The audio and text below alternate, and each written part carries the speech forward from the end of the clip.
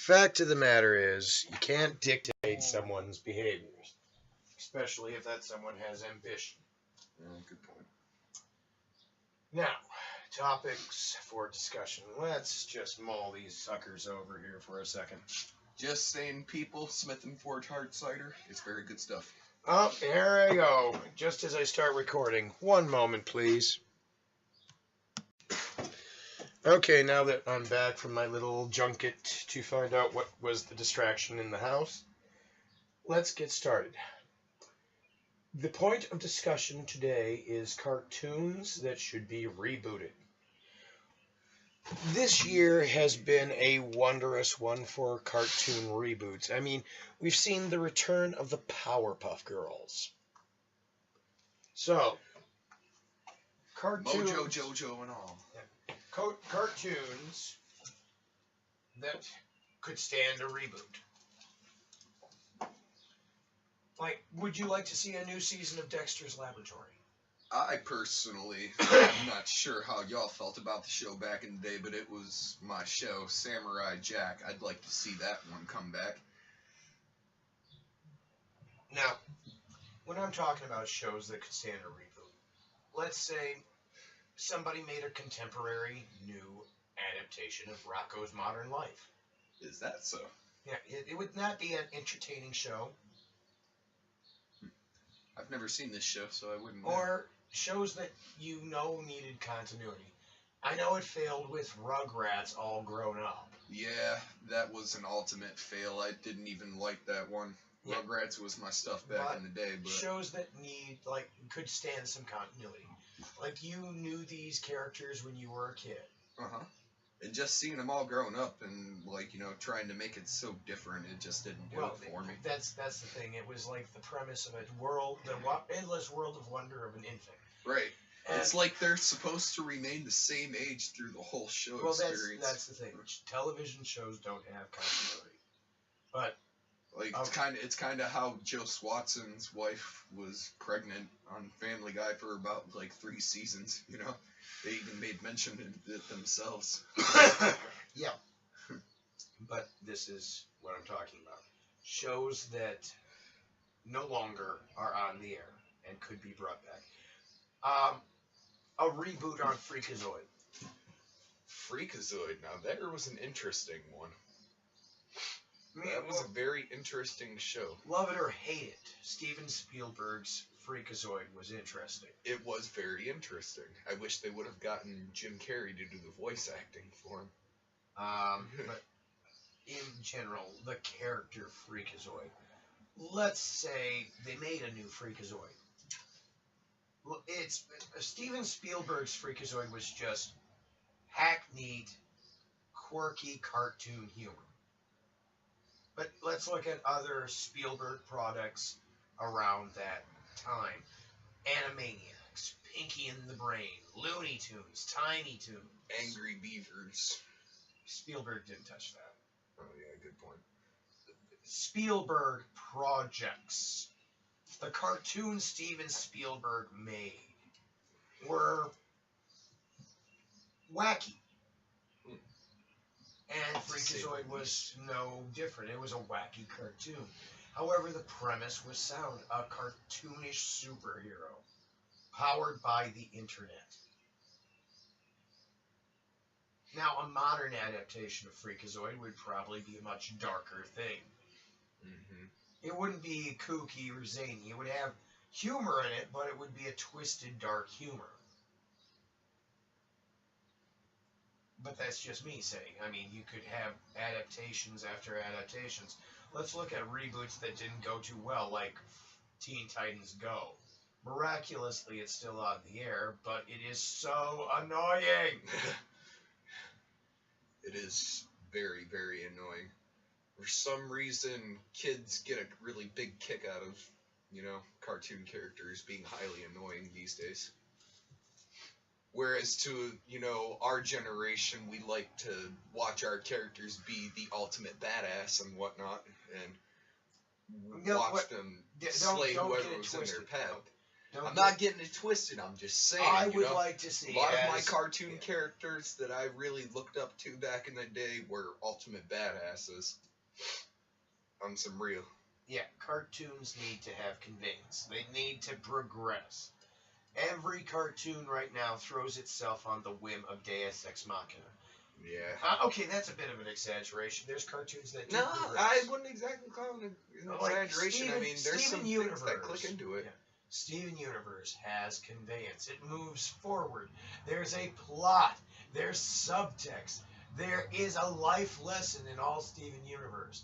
However, the majority of shows are like Uncle Grandpa, Family Guy, and American Dad, where regardless of how the show ends, nothing changes. It's the same show. Nothing really ever changes. There's no depth or dimension adding to the character.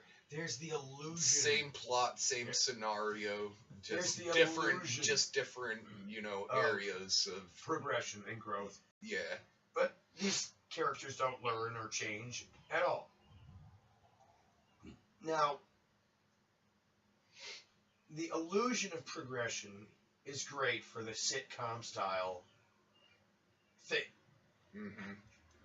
However, programs need continuity. Yes.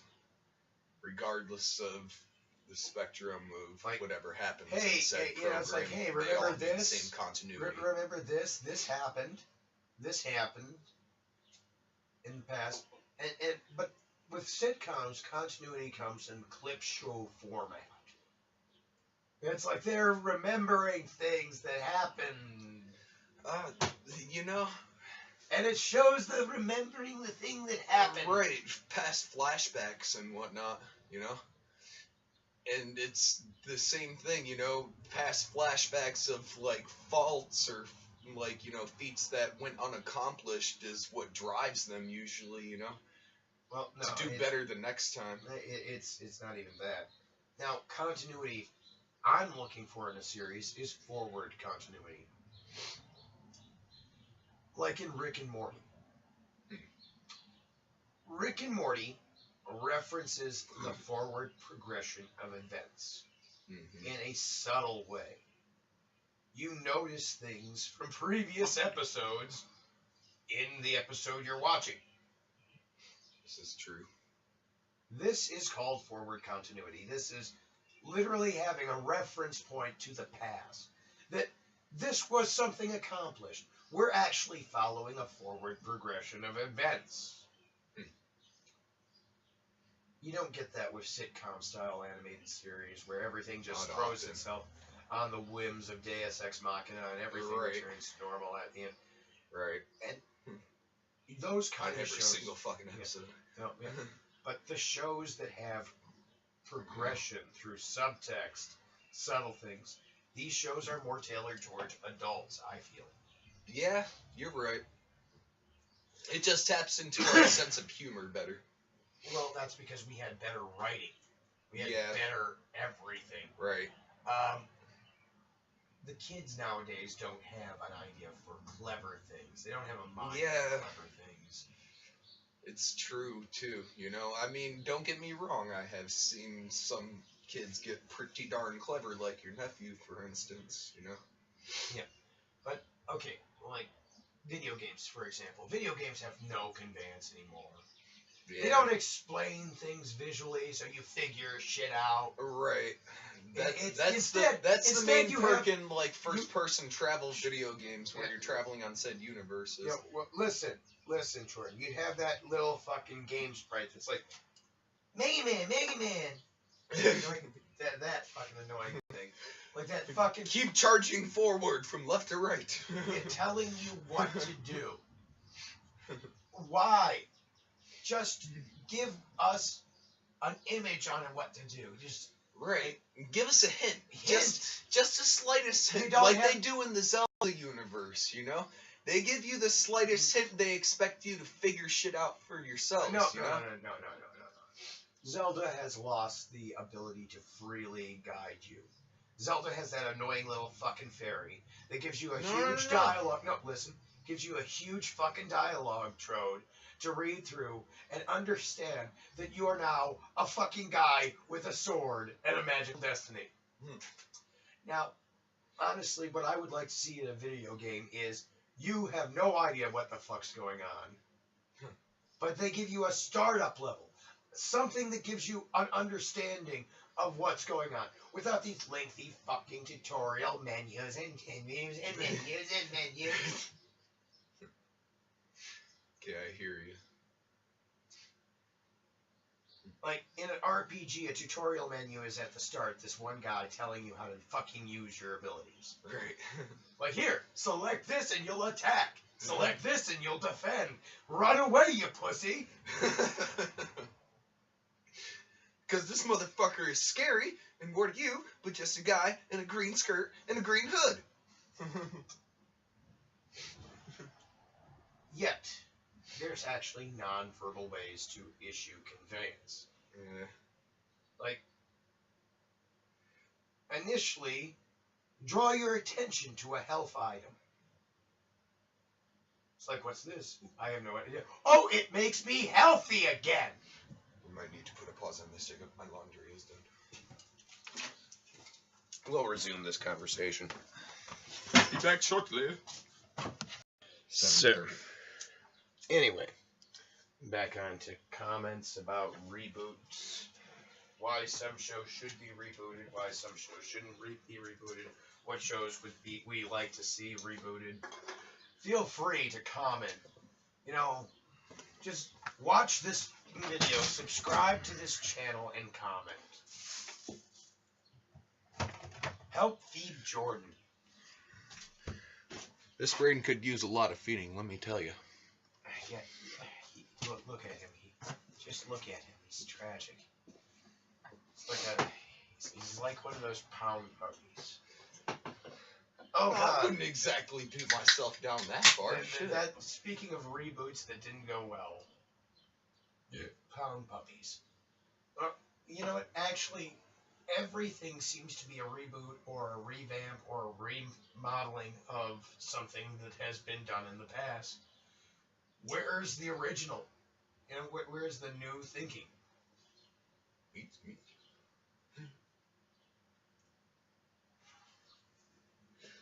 Somewhere out there. They should make a new Bill and Ted.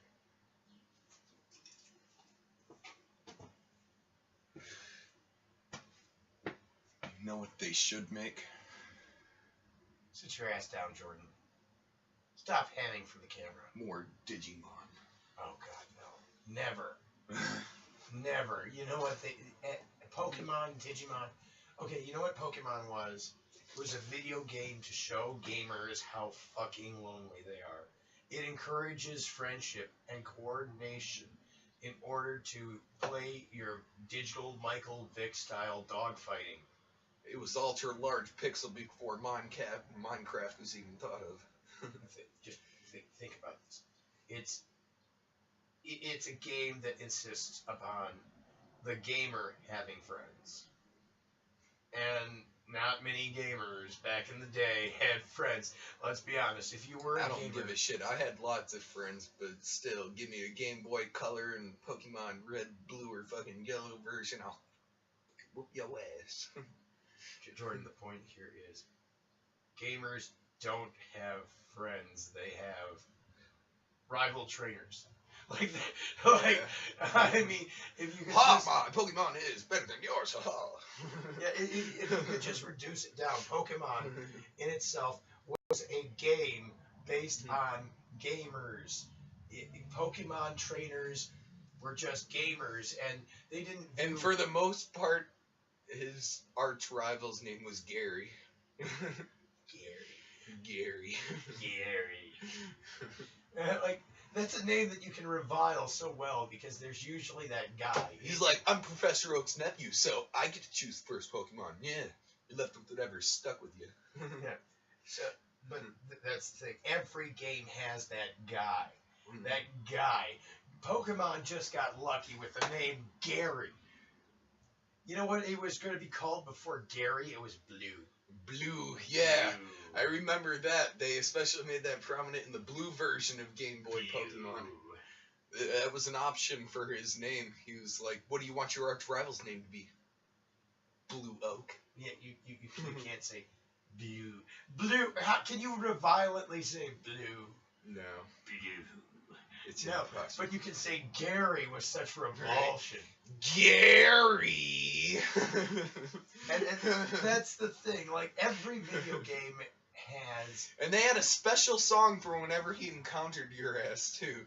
You know? Yeah. And it was just like the prominent 8-bit fucking douchebag song. Yeah, well, that's the thing. Every video game has its douchebag. Like, and you know, they started feeling bad about the rival being the douche, so they started making the friendly rival. Yeah. It's like, I'm here to help you along your way, but at the same time, But I'm at gonna the kick same your time, ass! I want to battle you, bitch. Yeah. So, Show me what you got, because we're teaming up. I gotta know you got some strong Pokemon. Like, I got strong Pokemon. Whips like 4 balls out of his pocket. He's got a Machamp, a fucking Rhydon. He's got a fucking... look, let's pocket any further Pokemon discussions, because... He's got a Machamp, a Rhydon, a Steelix, and a Jordan, fucking shut up. Venusaur. YouTube is drowning in Pokemon videos. I No knew. more fucking Pokemon. We will put a pin in this. We will rant about Pokemon another day. The talk here is what kind of shit could be made into a revamp.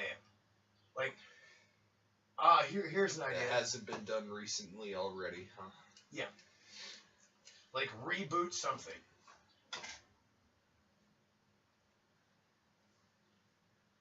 Reboot Real Monsters.